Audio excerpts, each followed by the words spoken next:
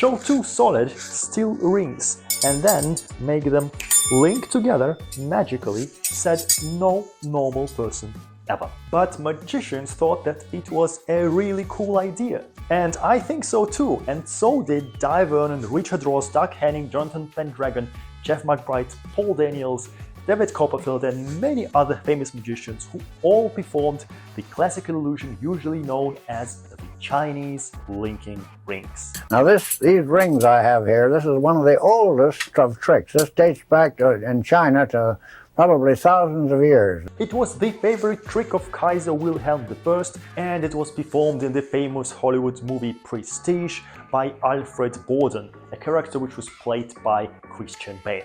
There are big rings, small rings, floating rings, there are linking coat hangers, and there is even a magazine called The Linking Ring. So the popularity of this effect among magicians is unquestionable. Hold it like this. Are there any holes in that ring? Yes. But where did this trick really come from? Is it actually Chinese? What does it have to do with old Latin manuscripts and a Japanese book on summoning monsters? In this video we are going to talk about the real secrets of the linking rings, the secrets of its history. My name is Alex Romanov. This is Art of Impossible. Let's begin.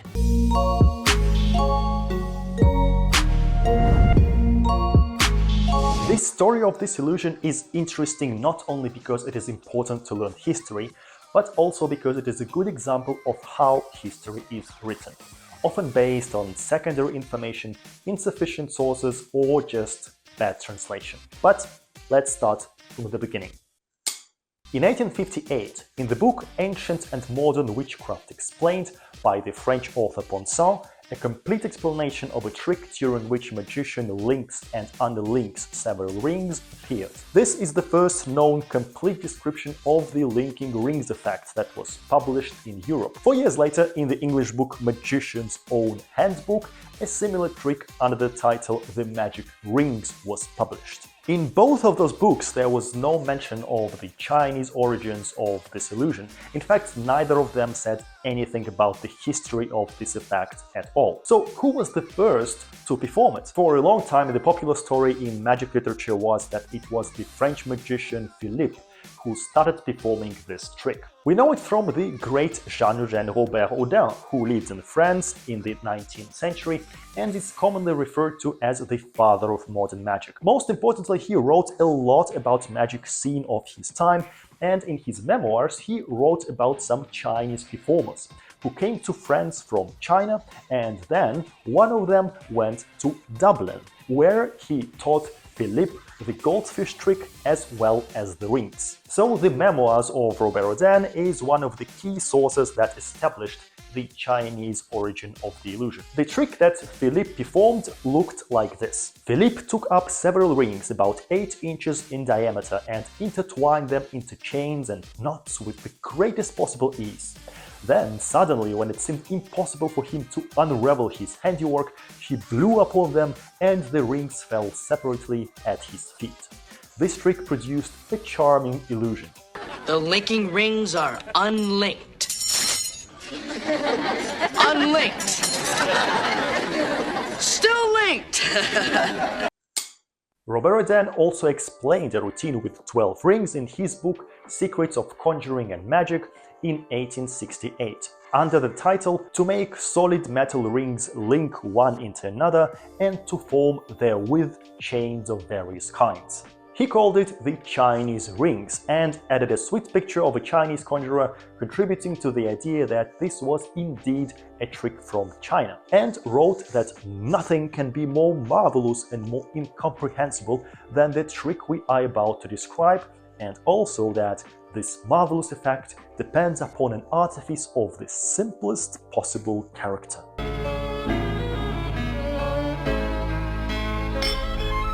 Yeah, it's a robbery! Now let's see you take him apart! British magician John Henry Anderson was the first who actually announced this trick as the Chinese rings for his performance. And since John Henry Anderson was the king of branding and marketing of his time, I imagine that this could be the decisive point after which everyone started to name this trick the Chinese rings. Later, the illusion with rings was performed by Chang Ling Fu and Chang Ling Su. Chang Ling Fu was actually a Chinese magician and Chang Ling Su was an American, William Robinson, who pretended to be a Chinese magician. In both cases, it reinforced the belief that the trick came from China. Later in 1928, Sidney W. Clark, in his monumental history book The Annals of Conjuring, wrote, "The first company of Chinese jugglers reached England about 1830. They did some of the juggling tricks with balls and knives that had been done by the Indians and introduced the linking rings, using 8 rings, for the first time in this country." So this story kind of adds up. Some guys from China brought this trick to Europe, taught it to Philippe, everyone copied it, and so it all began. But in 1943, Jean Hugert, in his Magic Monthly magazine, announced the new big discovery. The linking rings trick had been performed in Europe already in the 16th century. Jean Hugert found this information in a French magic magazine called Le Journal de la Prestidigitation from the same year, which, according to Hugert, said, "We have found that Hieronymus Cardanus, in his book De Subtilitate, published at Bale in 1554, states that he witnessed a feat of jugglery with rings presented by the renowned Spanish chevalier Damautus at the court of Charles V on the occasion of a visit by Duke Francisco Sforza." Very interesting! And all later manuscripts that revealed that the trick had already been performed in the 16th century. So I couldn't help myself and I found the original book, both in Latin and in English. And I searched for linking rings and for Damautus, and this is what I found. A Spaniard named Damautus or Dalmagus worked such marvels and dazzled the eyes of the onlookers so neatly that those who had no philosophy took him for a magician. "You got no philosophy, man." This is my new best line I will tell my spectators. But this is it. There was no mention of the linking rings in context of the performance of this Dalmagus or Damautus. So it is unclear how the authors of the French article in this French magazine got this information. However, in the English translation of this book, there was a reference which said, "A magician of this name is recorded as having in his repertoire fire-swallowing, limb-piercing, linking of iron rings, headless boy." Oh boy! So where did the translators of the Latin text take it from if it was not in the original manuscript? These are respectable scholars, so for sure they found this information in a reliable source. Indeed, the book links to the website of the Magic Circle of Leipzig as a reference, which says that Damautus was a magician who could do all of those things, including the linking rings. The only problem is that the website of the Magic Circle of Leipzig provides no source for this information. And something tells me that information on this website comes from the Hugert's Magic Monthly from 1943, where he quoted the French magazine, which got its information God knows from where. So just to recap, some academics translated a Latin book of the 16th century, discovered a name Damautus, searched for it on Google, found a website of a magic club, which, as I believe, took information from a magazine from the 1940s, where it was also quoted from another magic magazine in French, and then these academics, put it in the footnote as a reference. I guess they thought no one would ever check, but I did, because I do not need sleep. Sorry, I digressed.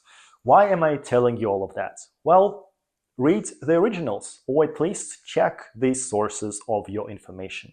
Or, even better, subscribe to my channel. So, back to the Latin book of Cardano. Did he actually mention the rings? In fact, He did. But it had nothing to do with the performance of this Damautus. In 1550, Italian physician and mathematician Girolamo Cardano, in his book De Subtilitate, described some magic tricks that he had a chance to witness. Infinita sunt huius artis innuenta transfer oculere aurare ex oculis et fronte humorum copiosum elicere abore clauus filuma et ducere vitrum mandere brachiam manusue stule penetrare nectere catenes ferre circulis integris manentibus imo quod maius est sursum proietos tres annulus descendere vidi nuicem implicitos cum integri essent separati antequam dum proicerentur formas varias in unue ad oclibello estendunt semper prioribus abstinentibus. For those of you who do not speak Latin, first of all, you got no philosophy, and second, here is a translation by my wonderful friend ChatGPT. There are infinite inventions in this art, to transfer, to hide, to charm, to make things disappear from sight. Indeed, what is even greater, I saw 3 rings thrown up, descend, interlocked, even though they were separate before they were thrown. That's it. This is all there is on the linking rings.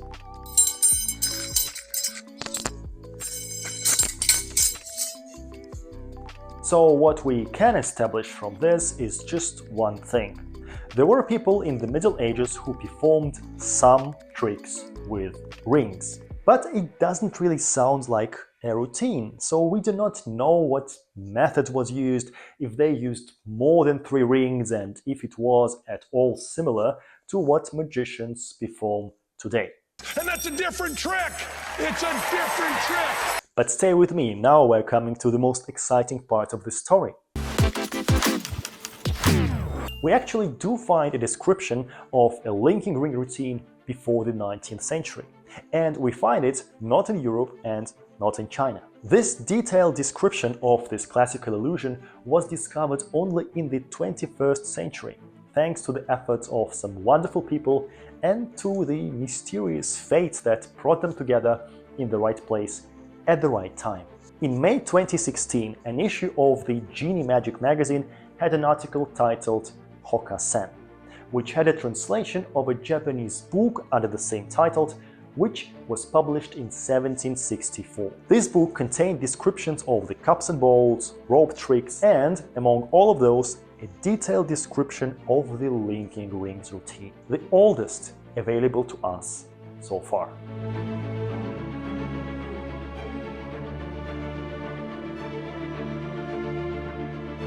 The book was brought to the attention of the Western audience by Max Maven, who spent many years in Japan, during which he and Ton Onosaka met Keiichi Yamamoto, a collector who had a unique library of Japanese literature on conjuring from the Edo period. The first draft translation was created by Max and Ton, but a really good translation was done by Dan Sherer, an American researcher and a magician, thanks to whom we now have a very good detailed translation of this unique book. Dan Sherer was working as a researcher at the Tokyo University Historiographical Institute, and by a magical coincidence he got a copy of the Hoka-sen book. Here is how it happened, in his own words. Basically, my expertise is 16th century Japan, mostly focused on religious institutions in Kyoto. You know, I'm going to Tokyo. There has to be a magic shop in Tokyo, right? So I asked around and everyone said, go to this place called Magic Land. It's in this neighborhood. It's the best magic shop in Tokyo and probably in Japan. It's run by Ton Onosaka, who is an extremely accomplished magician. And at some point, Ton handed me this. This is a pamphlet that he and Max Maven put together on the Hoka-sen, a book I had never heard about before. It's not a full translation. It's mostly the first book, but it's mostly just the images in the first book and sort of explanations of sort of what's going on. And one thing I wanted to build as a skill is my ability to read handwriting. So Japanese handwritten script, especially old Japanese handwritten script, is its own weird thing.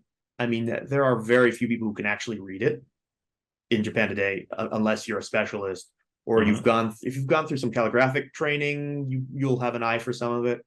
But some of it is just bizarre. And the advice I got was, you know, from my sort of mentor there. She sort of went, well, you know, the thing to do, go grab a copy of an Edo period, which is 17th to 19th century printed book. Try and buy a couple dictionaries and try to work your way through it. And every now and again, you can come by here and I'll sort of help you learn. And I went, okay, well, I need an Edo period book. Oh, I have an Edo period book. I pulled out this thing. After putting a draft translation together, he met Max Maven and told him about his work, and soon enough he got contacted by Richard Kaufman from Genie, who wanted to make an article out of it. Dan worked on the translation, perfected it, and soon enough there was an article revealing the earliest known description of the linking rings. But first, what is this book and why was it written? The answer can be found in one of the pictures from the book and explained by Dan. If you look behind the guy with the linking rings, so there's a guy doing linking rings, there's a guy next to him doing the sands of the desert. Behind them is a big chest with poles so you can sort of bear it, a big, very large chest with a medicine brand on it. A fairly well-known medicine brand in Japanese circles, one that I've seen a couple of recipes.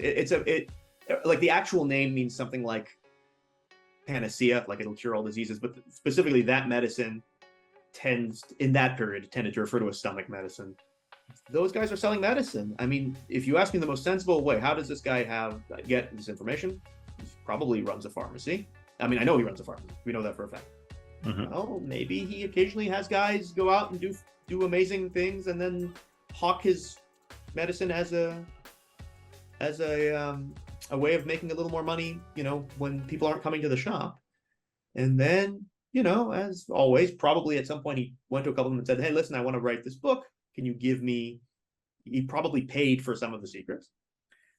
Many of them not many, but several of them do not work. And by which I mean cannot work. Like not like our bad methods from not like our angle sensitive, right? I mean, no, if you try this, you will die. The biggest part of the book is dedicated to exposing conmen and showing that what they were doing is in fact a scam. But as it is exposing the method, it also teaches them. So it is kind of a discovery of witchcraft from Japan. Now I have a theory, which I think is bolstered by what's in the book, but it's clear to me at least that he's not out there performing. He's not a magician. This is not a magician writing a book, which, sort of makes you wonder what the book is for. And this is a place where I have sort of slightly disagreed with Ton. Ton really does seem to think this is an instructional book. I lean towards an expose. However, with the understanding that most exposés are actually instructional anyway, right? And if you sort of read the introduction, it's very much about con men. That people are faking these things and stealing money from people, and you should, never. And in fact, the last line of the introduction is something along the lines of, "Do not use the deep secrets in this book to perform trifles."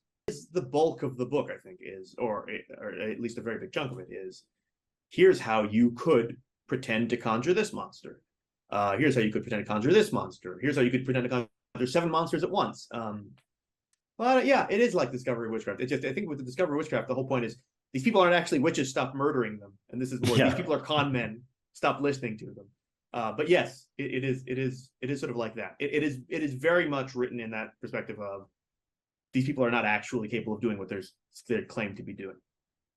There are effects and methods there which are unique in their craziness, such as eating an iron pot or making frogs disappear. The method for eating a pot, for example, is eating what? Eating a pot, which is, I think, actually is a thing you would see in European freak shows and American freak shows as well, where people just eat ridiculous things. But the method in the book is heat a pot up until it's soft enough to chew through. I did math on how hot that was once. I think it's very hot. I mean, it's not like, there's a cast iron pot. It's not like you're gonna take it up to a nice 100 degrees C and everything's fine. We're talking in the several hundred degrees C before we're even close to soft. I'll also say though that the funny thing is the back end of that explanation says it's bad to have all that metal in your stomach. So he recommends a specific oil from a specific fungus that makes you throw up. Okay. And then they said at the end, this is useful, by the way. If a small child swallows a coin or something, you give them this and they'll throw up the coin. See, I'm being helpful, right? Making a lot of cats appear. I mean, making a lot of cats appear is basically you burn catnip in a bonfire and they all show up. It's like, yes, that would probably work, but I also imagine that the audience would have a fairly good idea of what you're doing if they have any idea what cats. And ditto, making frogs shut up is like train a falcon, basically. I think, as I recall, it's some bird that eats frogs. So you have it sort of be over the pond while you need them to stop talking, and then the frogs all go, oh no, and stop riveting because they don't want to get eaten. I do wonder about the presentational sort of angles for a lot of these things. But now to the linking rings and what Hokasen tells us about this routine.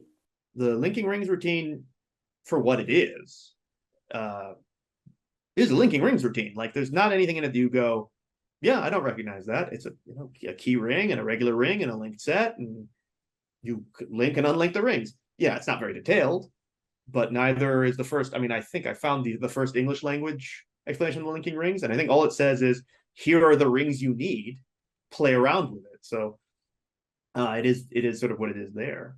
The explanations are not great. It's difficult to follow. There's no sense of where the audience is supposed to be. There's no sense of timing, really, other than it says things need to be done quickly. Even though this was a really magical discovery, we must admit that the answer to the real origins of the linking rings still remains unanswered. And as it is with any good mystery, it could be anything. It could well be from anywhere. I mean, it could be Japanese originally. I don't think it's Japanese originally.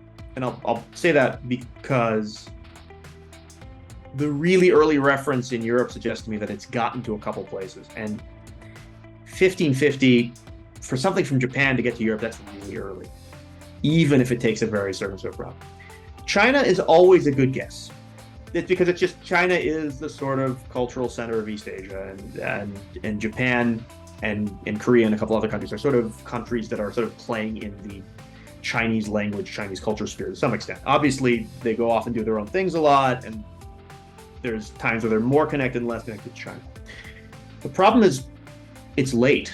It's really late for me to be able to say anything with certainty. 1730 is the first Japanese mention. By that time, there is now contact with so many other groups that has happened. So Europe has shown up. And there is this discussion, it doesn't mention linking rings, but there is a discussion, I think in the early 17th century, of people showing Christian magics after they've banned all the Christians, right? So we're showing you the secret Christian magics as a sort of demonstration. So it is entirely possible, I wouldn't say likely, but entirely possible that the linking rings make their way into Japan from Europe, which doesn't discount them coming from China. But it also, but that's possible. The other thing I would like people to look into, and I just don't know if anyone has or can, is India. Mm-hmm. India is a good place to check for a lot of this stuff. It explains how it gets to Europe in the 1500s and Japan in the 1700s, because it'll get you there. Two, it has also a long-standing street conjuring, and I presume other kinds of conjuring tradition as well. So long story short, I think somewhere in Asia, but had I proof, I would demonstrate it, but there's really nothing, sadly. So the search will continue. Maybe there will be some more sources discovered in the following years which will prove the Chinese origins of this trick, or maybe there will be some more sources that will prove the European or Japanese, or, well, God knows which country it could come from. But every new discovery of this kind makes me really excited, because you actually see how history is being discovered, and I think magic is still one of those fields where there are so many mysteries and so many open questions that it is really a goldmine for a researcher who wants to try finding something unique and something new. And now to the final question. What is it about this trick that made it so popular? I believe that there are three main reasons for that. First, this illusion is super practical. The props fit in a small bag and the trick can be performed for 10 people as well as for 500 people. It provides an enormous variety of moves, setups and presentations to make it yours. And finally, there is for sure some aesthetics and elegance in manipulating these objects. Not only does it involve a visually pleasing experience of forming shapes, it also involves our sense of hearing, sense of touch, allowing to create a complex performance piece that remains in memories of our spectators for a long, long time. And a fun fact for the finish. In 2004, Guinness World Books of Records registered a unique record. 129 magicians created the longest linking ring chain of 534 rings during the Magic Convention of the International Brotherhood of Magicians in the USA. Well, that's it for now. Let me know in the comments what is your favorite version of the linking rings and why you believe this is a great trick. My name is Alex Romanov, this was Art of Impossible, and I will see you next time.